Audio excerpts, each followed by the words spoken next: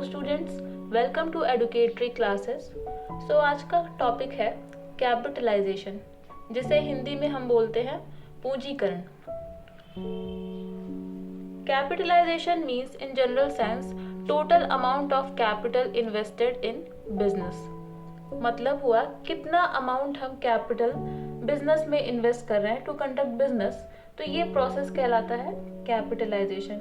अगर हिंदी में सरल भाषा में समझाऊं तो पूंजीकरण का अर्थ होता है कि व्यवसाय के लिए आवश्यक पूंजी की मात्रा मतलब क्वांटिटी ऑफ कैपिटल को निर्धारित करने की क्रिया को कहते हैं। जैसा मीनिंग समझिएगा, capitalization is considered synonyms of financial planning. Synonyms मतलब होता है पर्यायवाची। फाइनेंशियल प्लानिंग की क्या है, कैपिटलाइजेशन एक तरह का सिनोनिम है, एक तरह की पर्यायवाची है दोनों, ऐसा कहा जाता है। फाइनेंशियल प्लानिंग यानी वित्तीय योजना। फाइनेंशियल मतलब होता है धन, पैसा या वित्त, और प्लानिंग मतलब होता है योजना बनाना। सीधे शब्दों में कहें तो वित्तीय योजना आपकी आय यानी इनकम, खर्च एक्सपेंसेस और निवेश इन्वेस्टमेंट पर नजर रखने में आपकी मदद करता है ताकि आप अपने धन का बेहतर प्रबंधन कर सकें। सो आगे क्या लिखा है, in this sense it means forecasting the needs of funds.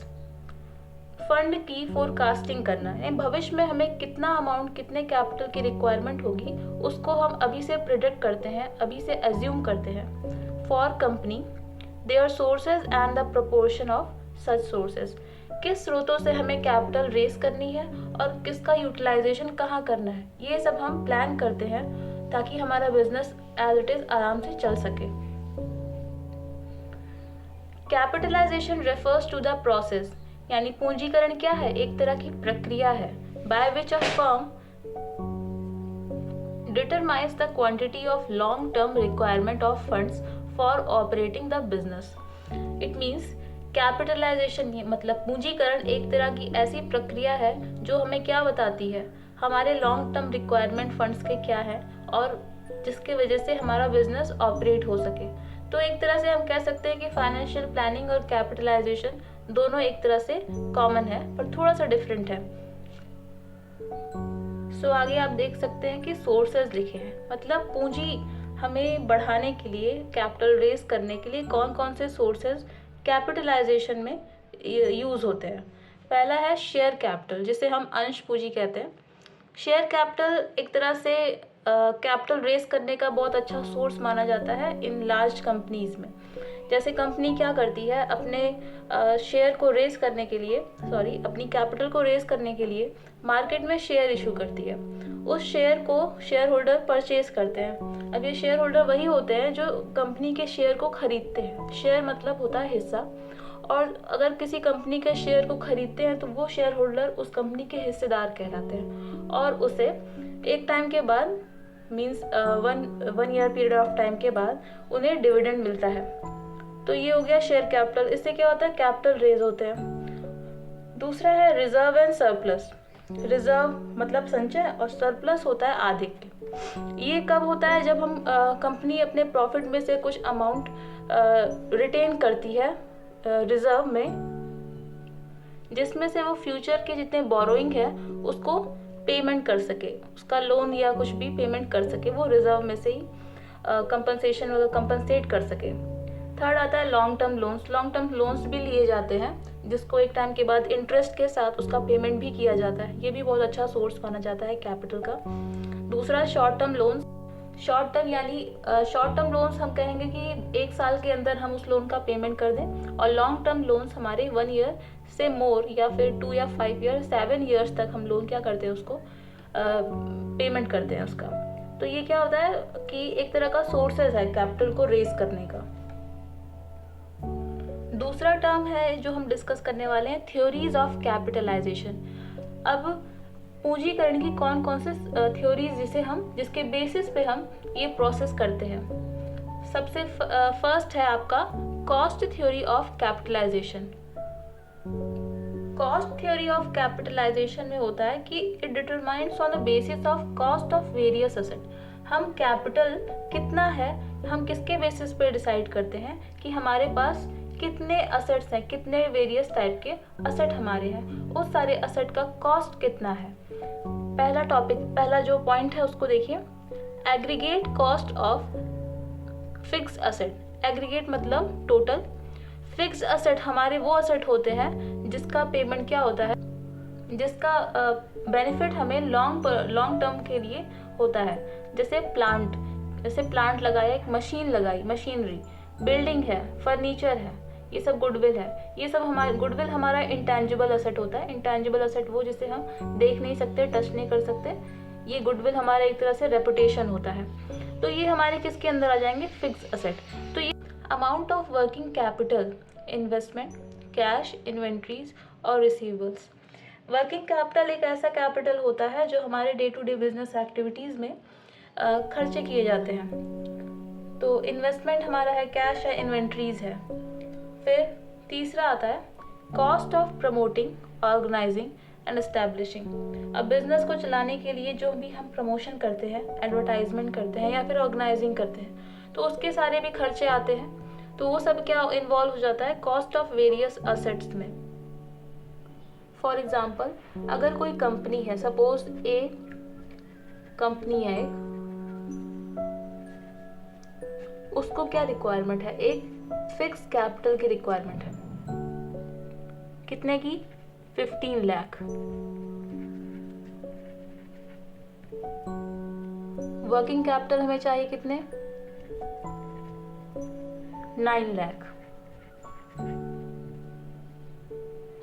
और उस कंपनी का जो एस्टैब्लिशमेंट का खर्चा हुआ, जिसे हम एस्टैब्लिशमेंट एक्सपेंसेस के नाम से डिनोट करते हैं,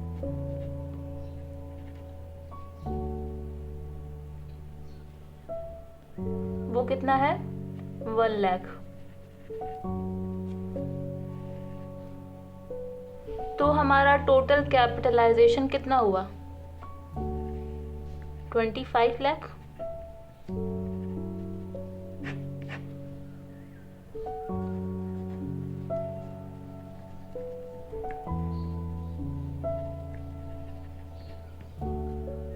ठीक है, तो ये किसके बेसिस पे हमने निकाला कॉस्ट थ्योरी ऑफ कैपिटलाइजेशन में।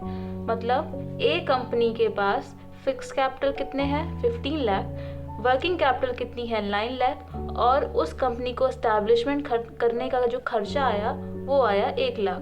तो हमारा टोटल कितना हमारा कैपिटलाइजेशन हुआ, कितना टोटल कैपिटल बिजनेस में इन्वेस्ट हुआ, तो ये कहलाता कितना है, 25 लाख।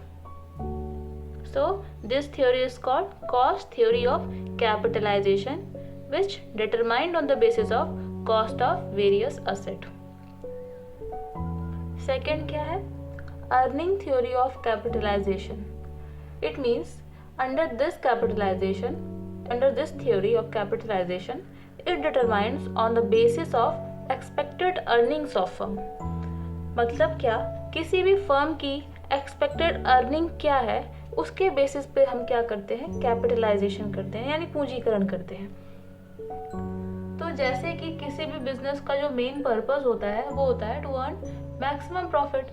तो इसी प्रॉफिट को एस्टिमेट करके फ्यूचर में एक्सपेक्टेड अर्निंग के बेस पे कितना हम कैपिटल अपना रेस करें, कितना पूंजीकरण कर सकते हैं, वो इस थ्योरी में हम जानते हैं। तो इसमें एक कैपिटलाइजेशन एक फॉर्मूले के बेस से लगाया जाता है, जिसमें 2 टर्म आते हैं। पहला जो टर्म है वो है एस्टिमेट ऑफ एनुअल अर्निंग। मतलब एनुअल अर्निंग की पहले से हम एस्टिमेट पहले से ही हम अनुमान लगा लेते हैं कि हमारा जो बिजनेस जो है कंडक्ट हो रहा है उसमें कितना हमें अर्न हो सकता है। दूसरा आता है कैपिटलाइजेशन रेट। कैपिटलाइजेशन रेट को हम रेट ऑफ अर्निंग भी कहते हैं, rate of return on investment. जैसे इन्वेस्टर को हमने अट्रैक्ट किया कि आप हमारी कंपनी में इन्वेस्ट करो, आपको हम आपके इन्वेस्टमेंट पे रिटर्न देंगे, आपको एक रेट देंगे, रेट ऑफ डिविडेंड देंगे, या फिर जितना भी आपने इन्वेस्ट किया आपको उसके बदले में कुछ रिटर्न मिलेगा। तो वो रेट कैसे हम जानेंगे, वो भी इसी के 2 टर्म के माध्यम से पढ़ते हैं इसमें हम। अब जैसे कोई एग्जाम्पल है, जैसे कोई बी कंपनी है, बी नाम की कोई कंपनी है जिसका मार्केट प्राइस ऑफ शेयर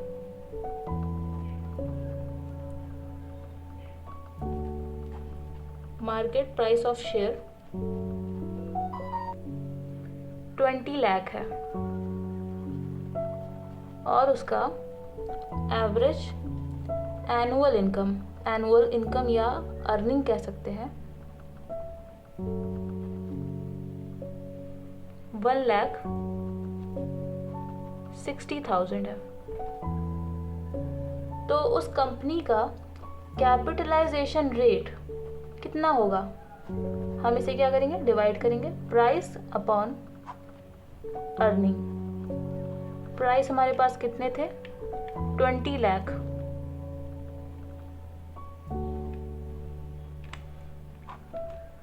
$1,60,000। ठीक है, कितना हो गया? 12.5%। ये क्या है? इस कंपनी का कैपिटलाइजेशन रेट हो गया। तो हमने ये एक्सपेक्ट किया कि रेट ऑफ रिटर्न अगर हमारा 1,60,000 का एनुअल एवरेज इनकम है तो रेट ऑफ रिटर्न फ्यूचर में कितना हो सकता है? 1,60,000 अपॉन 20 लाख 100 कितना रेट होगा?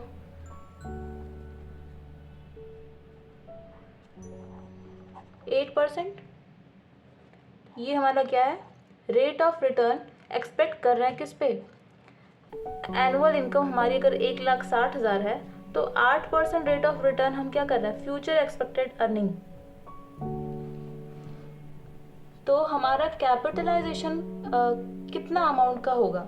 हम किस पे एक्सपेक्ट करेंगे?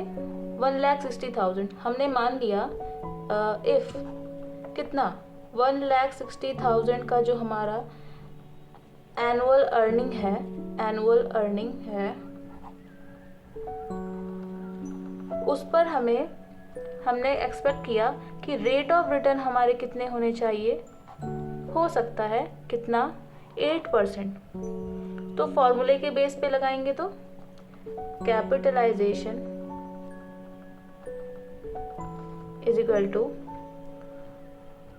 Expected earning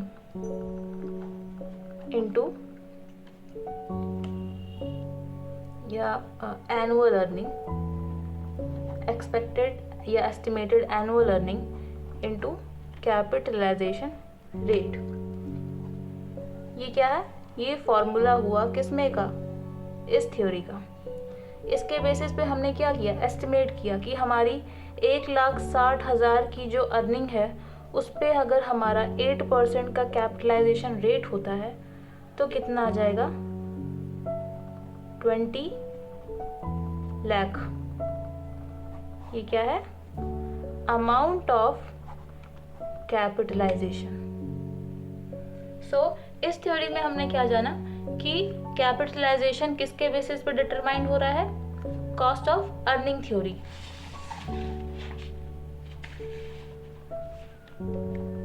earning theory of capitalization. इसमें दो हेड आएंगे, एस्टिमेट ऑफ एनुअल अर्निंग, दूसरा कैपिटलाइजेशन रेट।